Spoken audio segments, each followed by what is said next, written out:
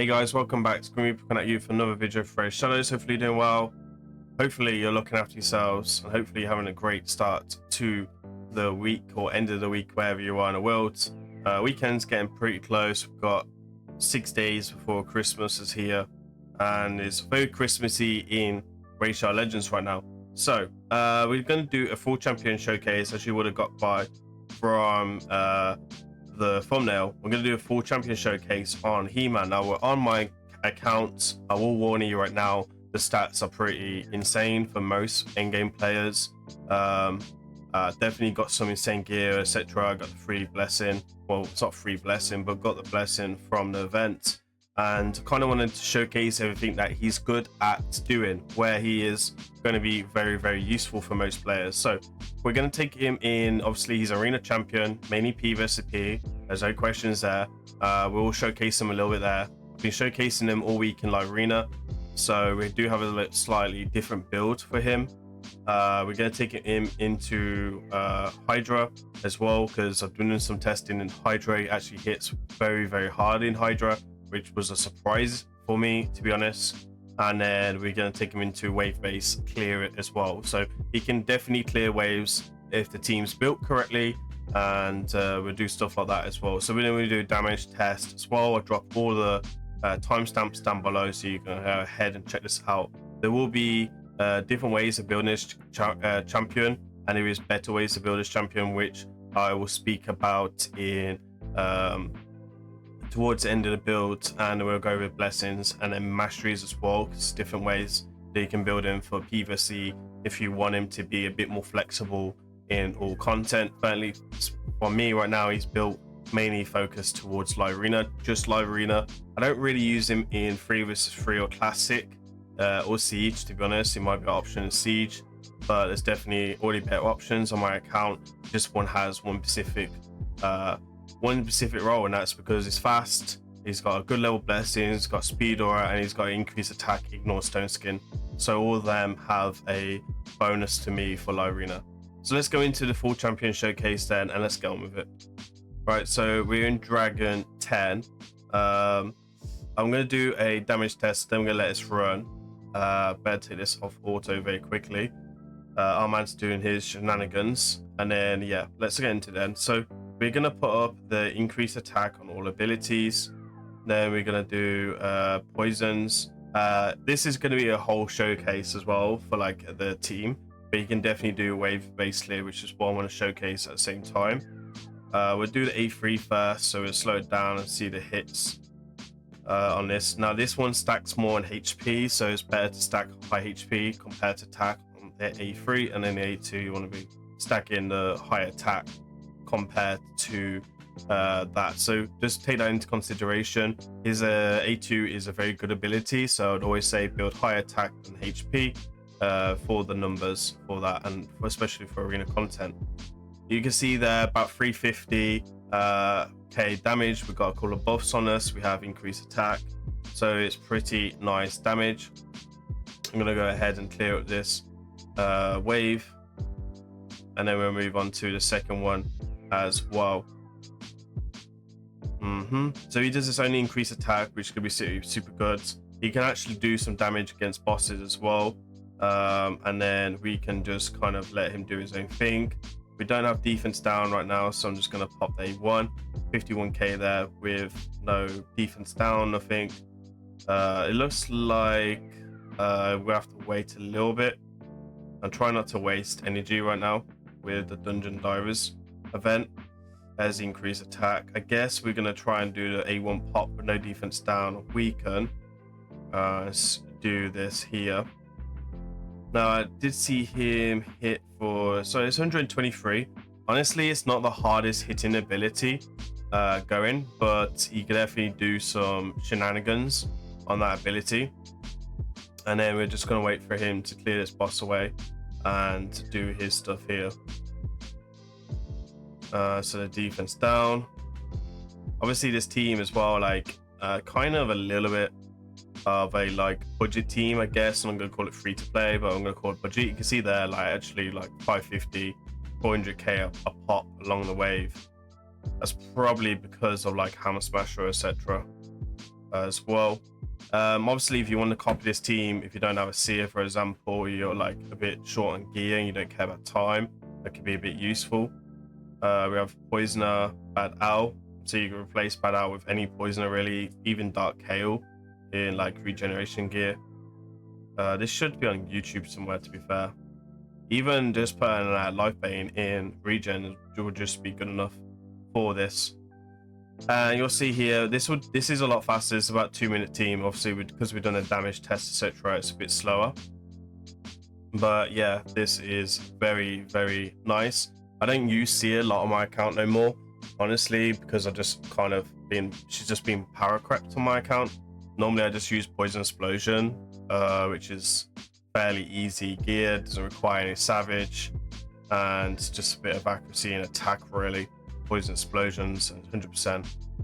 And we have good poison champions, it's easy to do it. And reset as well. You can see there, very, very easy. And then we can just run it on auto, so you can see for like clearing waves, if you have a decent champion that can really do some work on the waves. And then survivability champions like continuous heal, revivers, shields, etc. So you can see there 370 on the A2 ability with defense down and weaken. And you can see here, like a lot of people have Armads because he was a February or March? I think it was February or March fusion. So I think he was just around about the same time as Narcissus, which would have been February when the guaranteed was. That's the last Void guaranteed I did. You see here, very, very solid. He's around about 250 speed for this type of content. For live arena, I have him at like 311, which is what will be the build we showcase today in arena. And obviously, how I build him is not ideal, so we'll speak about the best way to build him for most players. I guess I've got quite a lot of good speed gear, etc., so it's easy for me to run at kind of easy speeds if I have the high level blessings. Only if I have the high level blessings. So we can definitely make that work as well. Finish this up here.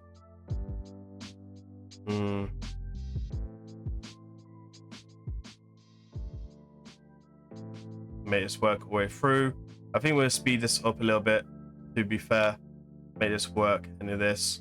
Not the fastest of runs, but you can definitely do a job.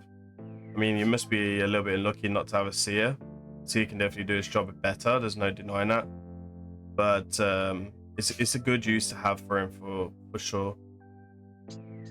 Which is going to be very, very good.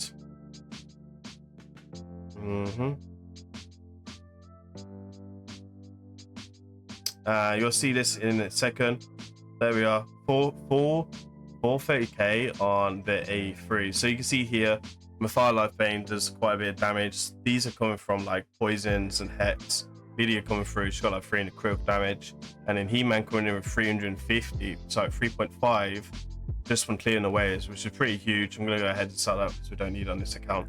So you can see there, just doing a general wave clear base can do his job. So let me go and take him into like HYDRA now.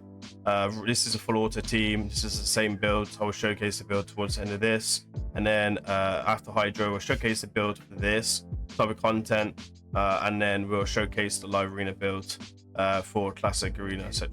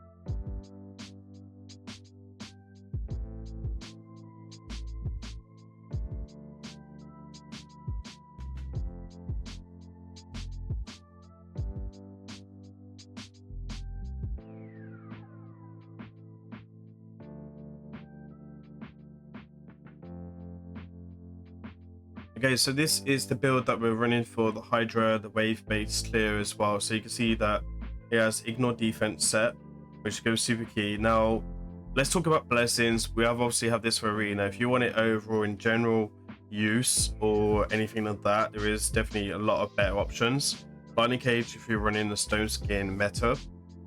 So for 4-piece ignore defense like instinct, lethal and savage, all ideal for him in this type of build, especially if you want him everywhere. You can take the lightning cage because you're gonna be slower, you're gonna face strict champions, etc. You do want to put a bit of RNG on your side. 50-50 is just a bit too 50-50 if I'm being honest. You've got Heaven Cast, he does put buffs out, you can do way more damage with A3, kind of makes sense to do that. It's probably one of the better blessings, the way to go. Now for P vs E like Hydra, cruelty could be a way to go for some extra ignore defense. Doesn't put any buffs out, so I don't think like natural wraith is any good because it doesn't put any debuffs out, so probably not the way to go. You got 6-star polymorph is a useful thing, especially in Go Seconds. Again, speed teams doesn't really make sense to use polymorph, and brimstone makes no sense even in P vs E. I'll probably just go cruelty because brimstone requires accuracy.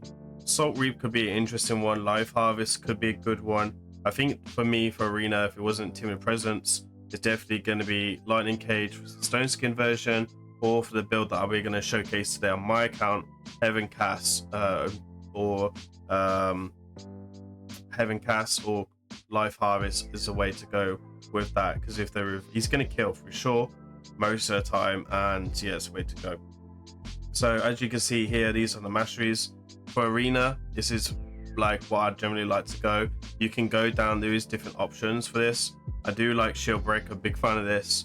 A bit old school, but there is a time where you face shields, and again, facing one of the meta champions that can counter very well is UDK. So if you do get lucky with a strong hit, that is the way as well to kind of go. Ruthless Ambush really like. I do use Armant a lot, especially with him.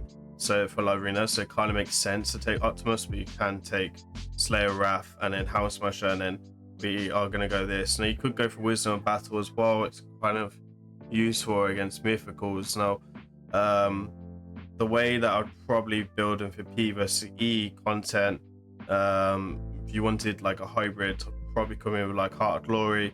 Definitely would take the extra crit damage. I'll still take Ruthless Ambush. And then I'd still probably come in with these. This is the way I'd probably go with this, or potentially as well you could go something like for Hydra purposely, you could go something like this as well. Life Drinker is really useful for Hydra champions, and then I guess you don't want to take Retribution against Hydra. So for Hydra specifically, you could go something like that, which could be okay. Cycle of Magic, not ideal to be honest. Like he puts like one buff on him, which is strengthen, and then you can benefit from extra HP. But if you wanted for wave based clearing, you can just go in with Retribution, or if you're using Veils, that could be a way to go as well for that. And then I guess maybe if you wanted to be a bit different, I wouldn't really go like this, but this is a way to go as well. If you wanted a Wisdom of Battle, especially against Mythicals, probably wouldn't put them against most Mythicals. There's some Mythicals I would, but there's just some that I wouldn't put them up against, to be honest. I'd rather go second and use Narcissus or something, depending on what your account has overall. So we spoke about them. I'm not going to talk about relics right now because there isn't really much information on them, and I don't really want to give any wrong information. But you can see here we've got 7k attack, 50,000 HP, 254 speed, which is generally the speed that you want to run in all types of dungeons, and then good critical damage and obviously critical rate as well. Obviously we've got attack chest with HP substat. There you go, attack or HP here is perfectly fine. We've got some HP substat as well, similar to Aurelius. Critical damage with HP and the flat attack on the amulet. We're using Slayer Ring, which is useful for extra 5% critical rate. Outside of its evolves, you can also go Merciless or just normal ring. Tap boots, again, tap percentage could add a bit more. If you don't have them, use boots as well. I will probably rework this in the future and try to just increase his critical damage a little bit, and then try and sneak some extra HP into his build. Sorry, critical rate somewhere in his build. Depending, it's quite a bit expensive. I'm going to showcase arena build now. I'm going to show you the build for the arena that we're going to showcase. Now, There is many ways that you can build him. Like if you can build it for P vs E, it is better to use Merciless Gear, which is just a better set, 6B set. You can cycle through his abilities a lot faster. He has got kind of long cooldowns for the average nuke right now. This is on a 4 turn, this is on a 3 turn. So like extra cooldowns, etc., is going to be really useful. You could run in at this type of speed in a Merciless set for Arena, but only if you're going to run him at this type of speed. If you're going to run him at 250 for Arena, you generally want that Stone Skin or Reaction to try and protect you, because and then you have to face like lockout champions, etc. So for a live Arena, we use them on the speed of Arena teams kind of situation. For the speed aura, we have the 311 speed, we have 304 critical damage, but good attack, good HP. The speed is really important to be speed tuned. You can check that out on the Jedward website. Let's go take him into Arena then, and we're going to showcase what he can do in Arena. And obviously there's big counters to him which you need to be taken into consideration.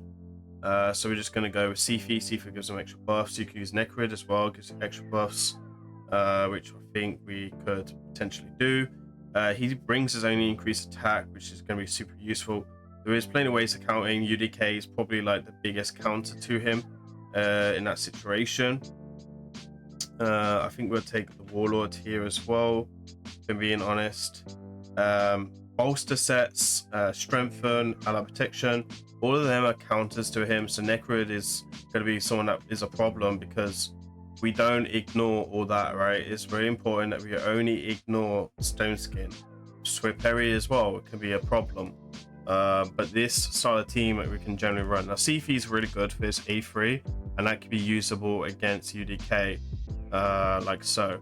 So you're just going to do the increased speed, you're going to do this. I guess we can take out, and if you're running lockout as well with Armads, and you don't need to worry about that, you can afford just to take out the Stone Skin Nuker and benefit from the increased attack. And then we've got the little shield there. He does struggle against average Taurus, is a problem. I've seen him one-shot Marishkas. I've seen him one-shot Narcis. It's mainly the Taurus he struggles against. I think it's a passive ability, really. Kind of lets him down. Really useful. We dealt with that team super good, but again, it's not really a go second team, so you don't have to worry.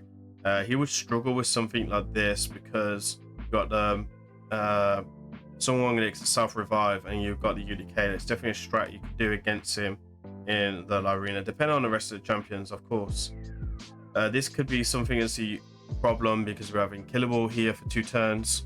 So again, taking some type of strip champion like Lady Mikage could be useful in your team building. You can see here we've got perfect situation because we've got the bolster set to kind of take into consideration. I'm not going to do the sheep. I was about to do the sheep, and then so let's see if we can kill Emmerich. He's got Stone Skin and bolster. We don't ignore bolster. We might fail this. Oh, okay, so the bolster is not big enough, right? Like the bolster is pretty weak. We can see it's pretty weak overall. So I was kind of curious if we would fail it or not. So then we have to deal with the rest. He's in Relentless on his Lady M, and then we cleared it up with A3. A3 does good damage, like 120, 130. I don't know if that was with Helm Smasher, but it's very useful. In Harmony can be a counter to him as well, because obviously of Affinity, and also of the passive ability. So it depends on the teams. Right now there's no like buffs on her, so she'll be quite squishy compared to his team. The Father is definitely someone that can cause issue. And then I guess if you had Arbiter in here, you could play the A3, which is where I'd probably just play the A3 if we had like the increased attack already. We've got a weak hit there. Now it was easy team, so we're not thinking, okay, we don't need the A3, that increased attack for the A3 does help the damage for sure. 65k there as well. What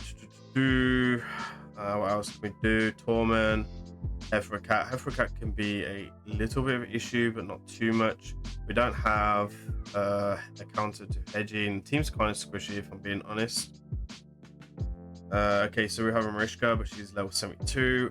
I really wish sometimes I'm in a high-end arena Okay, so we got level 100. We have like this team that could be a bit of an issue because with someone can be a counter to this, even with the weak affinity with the UDK.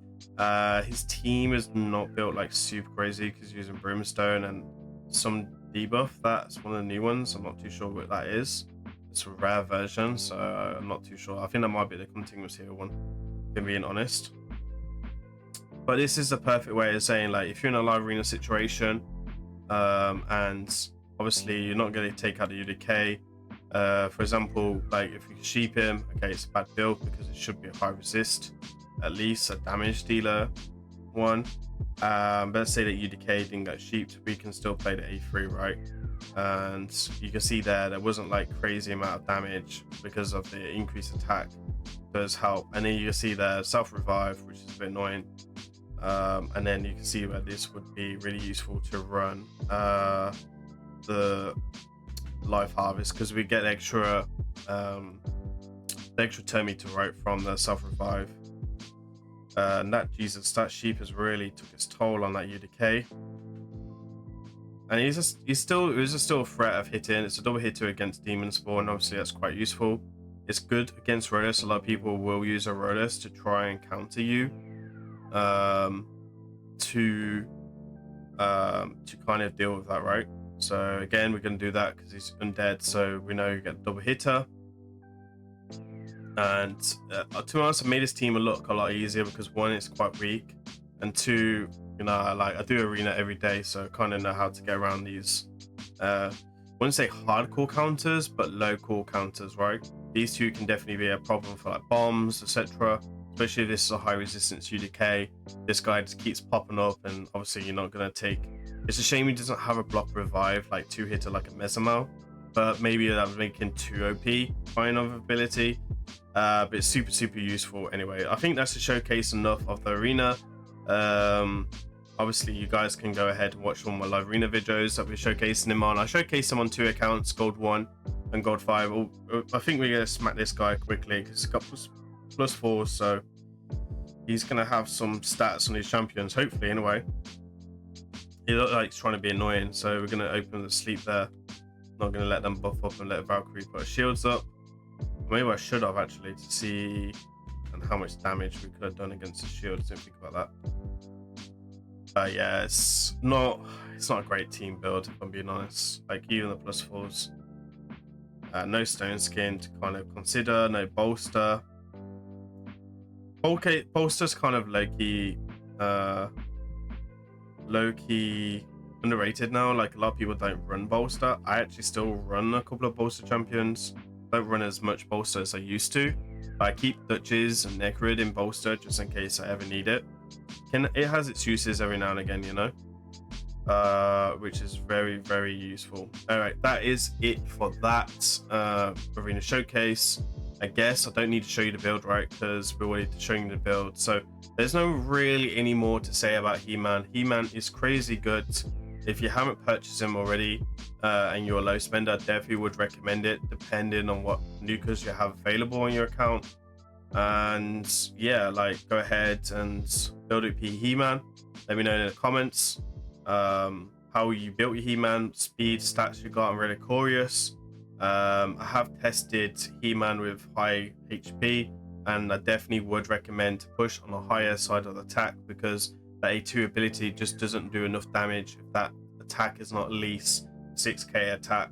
If I'm being perfectly honest, that's one thing to kind of take into consideration. And then the perfect builds, high speed, speed tuned, merciless can be amazing for that. Try and get some reaction if you can, even with that high speed builds.